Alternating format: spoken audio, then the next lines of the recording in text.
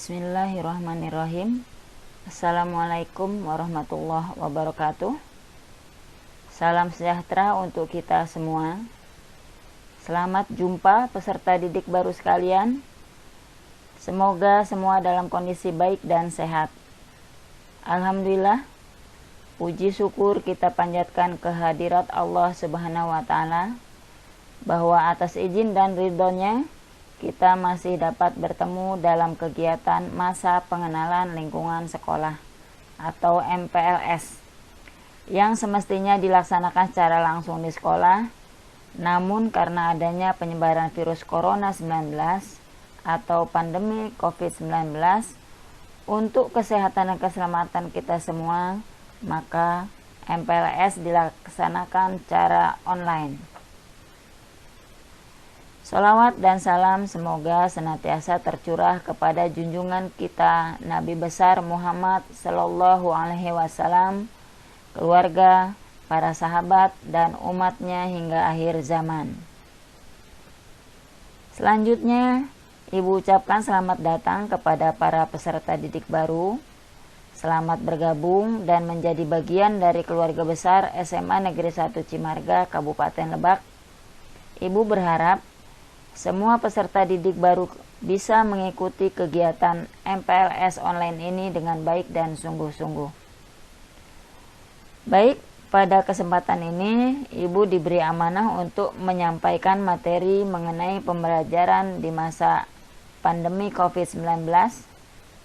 Bagaimana pembelajaran di masa pandemi COVID-19, terutama untuk peserta didik tingkat SMA?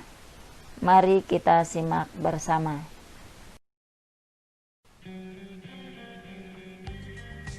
Baik peserta didik sekalian, mari kita masuk pada pembahasan mengenai pembelajaran di masa pandemi COVID-19.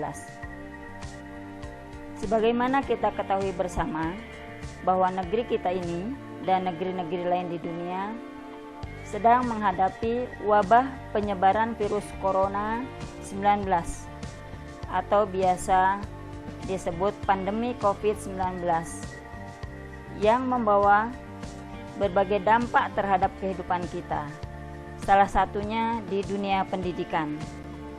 Untuk mencegah penyebaran virus corona lebih luas lagi, maka diambil langkah-langkah kebijakan oleh pihak-pihak berwenang yang di dunia pendidikan yang menangani masalah pencegahan penyebaran virus corona 19. Kebijakan itu yaitu dikeluarkannya Surat Edaran Menteri Pendidikan dan Kebudayaan RI nomor 4 tahun 2020 tentang pelaksanaan kebijakan pendidikan dalam masa darurat COVID-19.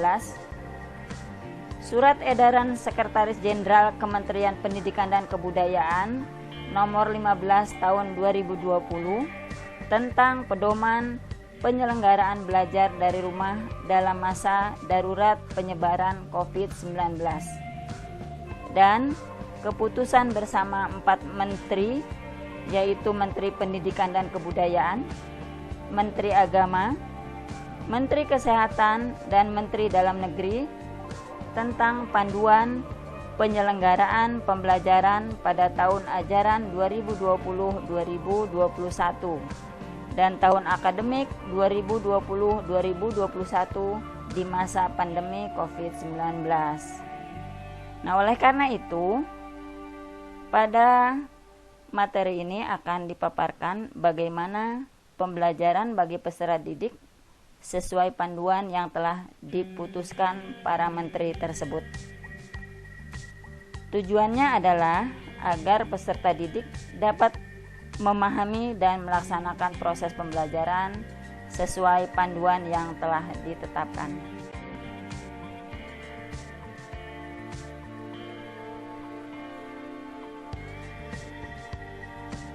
Menteri Pendidikan dan Kebudayaan, Bapak Nadiem Anwar Makarim, pernah mengatakan bahwa prinsip dari dikeluarkannya kebijakan pendidikan di masa pandemi COVID-19 adalah dengan memprioritaskan kesehatan dan keselamatan semua, baik itu guru, siswa, tenaga kependidikan, keluarga, maupun masyarakat.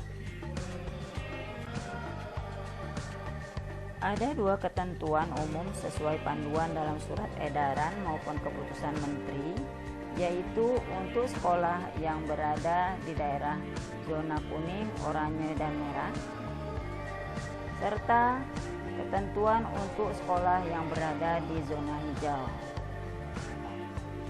Sekolah yang berada di daerah zona kuning, oranye, dan merah dilarang melakukan proses pembelajaran tatap muka, dan siswa pada sekolah yang berada pada zona tersebut tetap melanjutkan belajar dari rumah.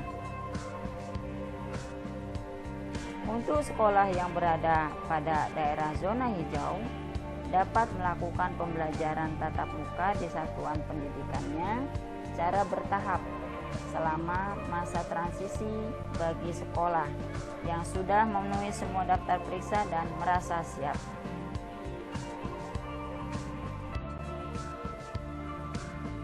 Pembelajaran tatap muka di sekolah yang berada di daerah zona hijau dilaksanakan melalui 2 fase, yaitu masa transisi dan masa kebiasaan baru. Nah, pada masa transisi ini berlangsung selama 2 bulan sejak dimulainya pembelajaran tatap muka di satuan pendidikan. Serta pada masa transisi ini, jadwal pembelajaran mengenai jumlah hari dalam seminggu dan jumlah jam belajar setiap hari dilakukan dengan cara shift, ya. Artinya dengan pembagian rombongan belajar. Nah, setelah masa transisi selesai, apabila daerahnya tetap dikategorikan sebagai daerah zona hijau, maka satuan pendidikan masuk dalam kebiasaan baru.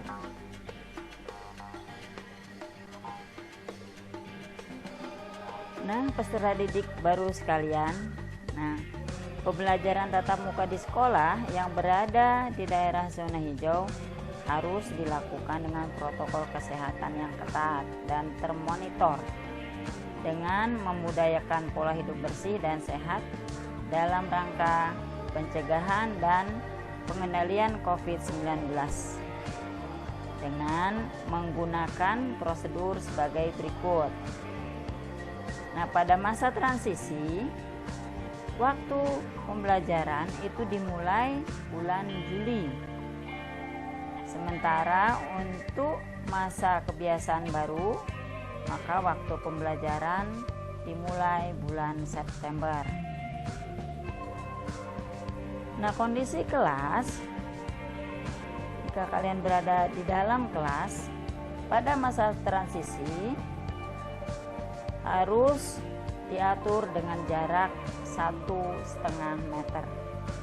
Sementara bila sudah memasuki kebiasaan baru atau new normal, maka kondisi kelas diatur dengan jarak minimal juga 1,5 meter. Jumlah peserta didik yang ada di dalam kelas itu maksimal itu 18 peserta didik, dan di masa kebiasaan baru juga sama, ya, maksimal 18 peserta didik per kelas. Nah, kemudian untuk masa transisi maupun masa kebiasaan baru, peserta didik yang datang ke sekolah bagi sekolah yang berada di zona hijau itu harus dalam kondisi yang sehat. Berikutnya, datang ke sekolah dan selama mengikuti pembelajaran harus menggunakan masker kain, cuci tangan pakai sabun atau membersihkan dengan hand sanitizer, kemudian jaga jarak dan tidak salaman, juga tidak cium tangan terhadap Bapak Ibu guru.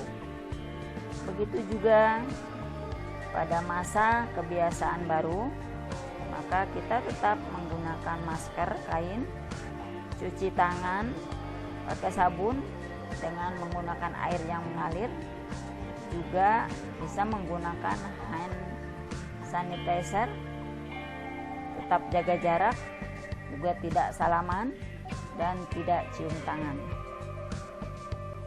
Berikutnya, untuk kegiatan olahraga di masa transisi, kegiatan olahraga dan ekstrakurikuler tidak diperbolehkan.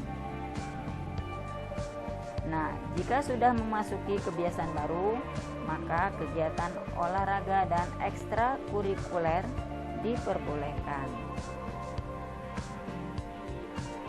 Berikutnya adalah bahwa pada masa transisi tidak diperbolehkan ada kegiatan selain pembelajaran.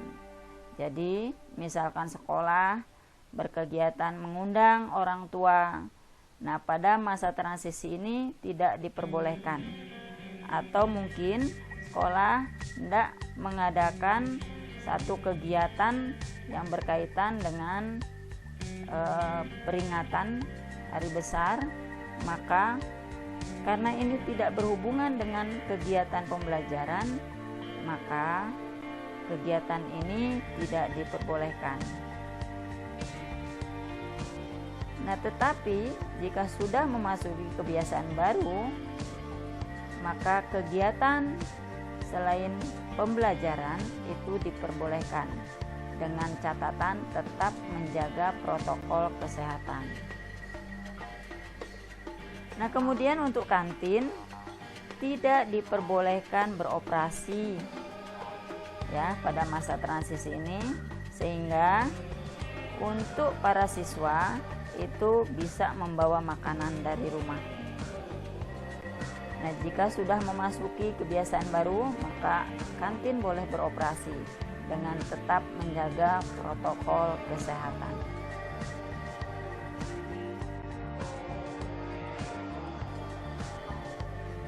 Nah, peserta didik sekalian, kalau tadi Ibu menjelaskan mengenai ketentuan-ketentuan pembelajaran di zona hijau, lalu bagaimana dengan pembelajaran di daerah zona kuning, oranye, dan merah? Nah, pembelajaran di zona kuning, oranye, dan merah, sekolah dilarang melakukan proses pembelajaran tatap muka. Dan siswa pada sekolah yang berada di zona-zona tersebut tetap melanjutkan belajar dari rumah atau BDR secara penuh. Dan perlu peserta didik ketahui bahwa untuk daerah kita, khususnya Kabupaten Lebak dan umumnya wilayah Banten, kita masih berada pada kondisi zona kuning. Nah, seperti apa sih metode pelaksanaan belajar dari rumah itu? Nah, belajar dari rumah bisa dilaksanakan dengan cara pembelajaran jarak jauh dalam jaringan atau biasa disebut daring, dan umumnya kita juga menyebutnya sebagai online. Nah, online ini bisa menggunakan gawai atau gadget maupun laptop melalui beberapa portal dan aplikasi pembelajaran daring. Nah, metode pelaksanaan belajar dari rumah juga bisa kita laksanakan dengan pembelajaran jarak jauh tapi di luar jaringan. Biasa kita sebut juga sebagai luring atau offline. Nah, luring ini karena tidak menggunakan jaringan, bisa kita manfaatkan siaran televisi, radio, atau modul belajar mandiri yang sudah disusun oleh guru, dan bisa juga menggunakan lembar kerja, bahan ajar cetak, atau menggunakan alat peraga dan media belajar dari benda yang ada di lingkungan sekitar. Lalu apa peran guru dalam hal pembelajaran dari rumah ini, nah guru itu memfasilitasi pembelajaran jarak jauh secara daring, luring, maupun kombinasi keduanya sesuai dengan kondisi dan ketersediaan sarana pembelajaran yang ada. Nah, guru dalam pembelajaran daring setidaknya harus membuat mekanisme untuk berkomunikasi dengan orang tua maupun siswa. Kemudian guru juga nanti akan membuat rencana pembelajaran yang sesuai dengan kondisi siswa. Nah, guru juga bisa menghubungi orang tua untuk mendiskusikan rencana pembelajaran yang sesuai dengan kondisi siswa. Kemudian guru juga bisa memastikan proses pembelajaran berjalan dengan lancar dengan cara memastikan persiapan untuk siswa, kemudian juga menjelaskan materi yang akan diajarkan dan memfasilitasi tanya jawab dan bisa melakukan refleksi dengan siswa. Nah, bila tanpa tatap muka, guru harus berkoordinasi terlebih dulu dengan orang tua untuk penugasan belajar. Nah, kemudian guru juga akan meminta siswa mengumpulkan dan merekap tugas yang dikirim peserta didik dalam waktu yang telah disepakati.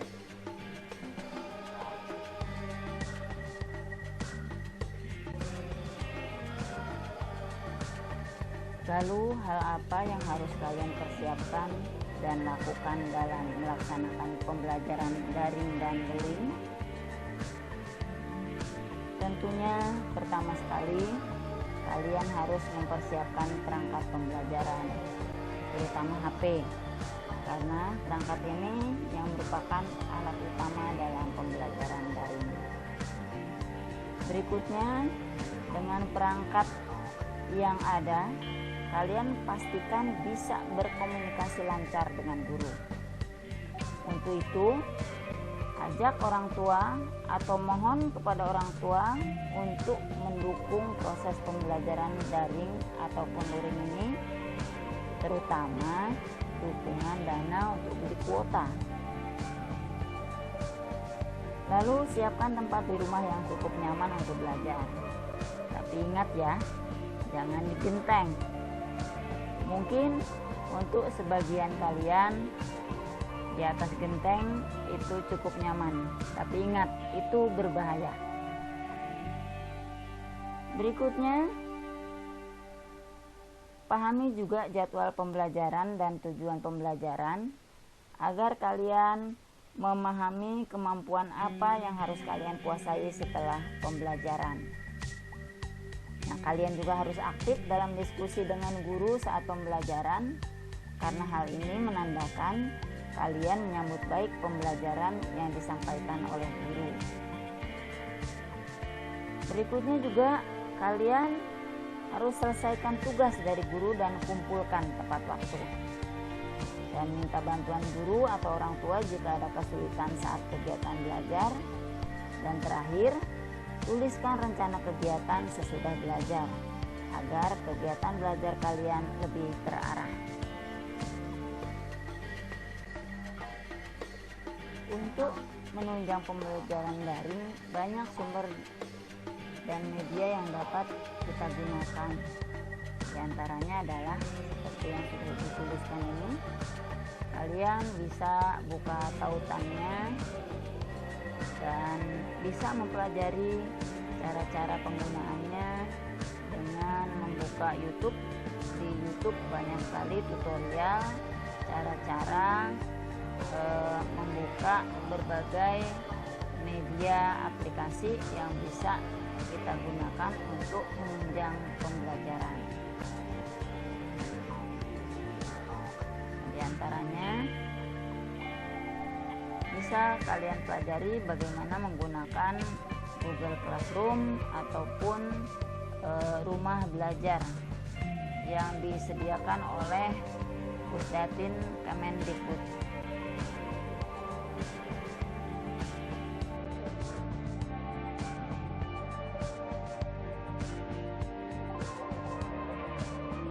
Demikian yang dapat Ibu sampaikan. Semoga setelah menyimak penjelasan tadi, para peserta didik baru dapat memahaminya dan utamanya lagi dapat menerapkan dalam melaksanakan proses pembelajaran di masa pandemi COVID-19 ini. Selamat melaksanakan pembelajaran dari rumah. Semoga bisa berjalan dengan baik dan lancar. Terima kasih. Assalamualaikum warahmatullahi wabarakatuh.